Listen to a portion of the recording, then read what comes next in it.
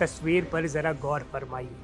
एक घर की छत, वहां मौजूद सीबीआई के कड़े अफसर और उनके हाथों में एक 80 किलो का पुतला यानी डमी।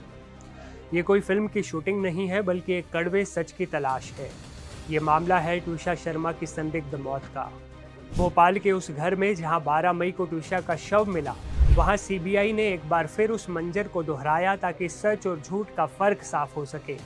इस सीन रिक्रिएशन के दौरान ट्विशा के पति समर्थ सिंह और उनकी सास पूर्व जज गिरिबाला सिंह भी वहीं मौजूद थे।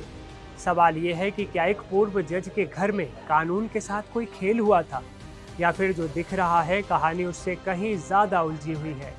सीबीआई की टीम अब उस एक एक पल का हिसाब मांग रही है जिसे कथित तौर पर अब तक छिपाने की कोशिश की गई थी। दरअसल सीबीआई की जांच अब एक सुई की तरह 40 मिनट के उस दायरे पर जाकर टिक गई है जिसने ट्विशा की जिंदगी और मौत के बीच का फासला तय कर दिया। वो रात थी 12 मई की। रात के 9:40 पर ट्विशा अपने मायके वालों से बिल्कुल सामान्य तरीके से बात कर रही थी। उसकी आवाज़ में कोई डर नहीं था, कोई तनाव नहीं था।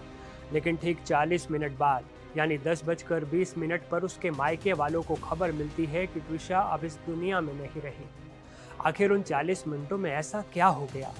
क्या कोई बहस हुई? क्या कोई मारपीट की गई? सीबीआई ने गिरिबाला सिंह और समर्थ से इस टाइमलाइन का मिनट टू मिनट ब्यौरा मांगा है, लेकिन हैरानी की बात यह है कि जब इन दोनों से अलग अलग पूछताछ की गई तो इनके बयानों में भारी विरोधाभास मिला। ऐसा लगता है जैसे दोनों के पास बताने के लिए एक ही कहानी नहीं है। शादी के कुछ ही महीनों बाद ऐसा क्या बदल गया कि बात मौत तक पहुंच गई? सीबीआई का पूरा फोकस अब ट्विशा और समर्थ के बिगड़ते रिश्तों पर है। समर्थ से पूछा गया कि आखिर 22 अप्रैल को ट्विशा के घर वाले अचानक भोपाल क्यों आए? क्या उस वक्त कोई बड़ा झगड़ा हुआ था? लेकिन समर्थ के पास इन तीखे सवालों का कोई भी ठोस जवाब नहीं मिला। इतना ही नहीं, सीबीआई ने दिल्ली जाकर ट्विशा की भाभी कैप्टन डॉक्टर राशि शर्मा और उसकी चचेरी बहनों से भी लंबी पूछताछ की है।